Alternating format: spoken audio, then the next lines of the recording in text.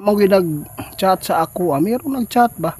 Na importante lang talaga, no? Sobra gatos ning tao nag-chat sa kuha na ipa-ask daw na kung kinsa daw ang dapat piliun daw sa umaabot, no, sa darating na halalan. Presidente og kuan, oo. Kay basin daw og magkamali na po daw sila og pili. Guys, na si Otto guys ha. Meron akong tatanungin sa inyo guys. Nagkamali po ba kayo na si BBM yung pinili ninyo? Comment lang po kayo dyan ha. Kung meron na nagawa si BBM sa Pilipinas na maganda, comment po ninyo kung ano po. Ipakita natin ba kung ano talaga sa yung dating presidente natin. Kayo din kahit po taga Davao, malapit lang kami dito, wala kaming pinipili, no, neutral din kami. Nasa inyo lang kung mayroon man nagawa yung natin dati, at saka ngayon i-compare po natin kung sino ang mas maganda. Ngayon mayroon pong nagtatanong sa amin guys, no, at saka nag-comment, nag-chat sa FB na Messenger, sa FB ko. Itatanong daw natin kung sino po daw ang pinaka magandang ibutok sa susunod na halalan. Kaibigan, na ako iikuha sa mo kung kinsa man ang maayo. Makikita po ba ninyo?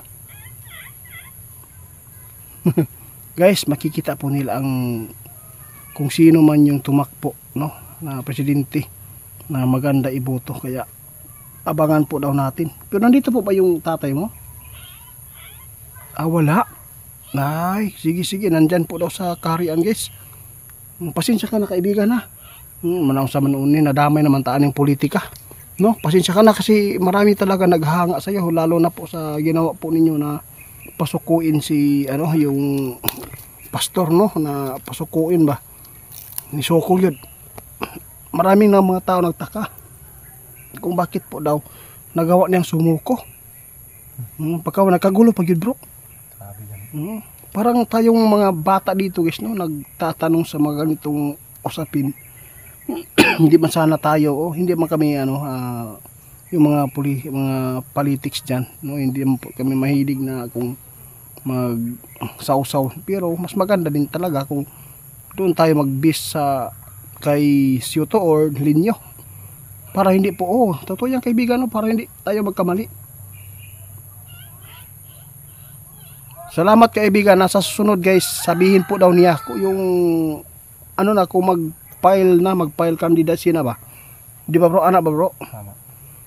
Guys, maghintay lang po kayo guys, i-update po daw niya tayo kasi hindi pa daw na makikita ni kaibigan Siyuto kung sino talaga ang tatakbo. Isasali ko dito sa amin guys kung sino ang magandang butuan para hindi din po kami magkakamali kung sino talaga yung magandang mayor din na namin dito. Kasi mahirap po talaga, sayang. Ilang years po silang nakaupo dyan pero wala namang ginawang mabuti. Tingnan nyo yung mga daan namin dito, lubak-lubak, di ba? Lubak-lubak, puro buslot. Wala. Kaya dapat talaga hindi masayang yung boto natin. Ay, salamat, no, nandito si Siyuto. Happy Sunday, no. Salamat na nandito po kayo. Maraming salamat po daw sa ginawa po ninyo na kabutihan, no.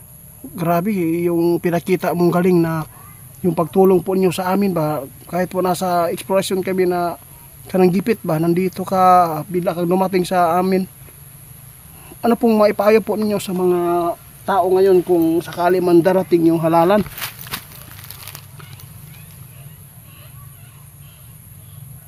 Ha?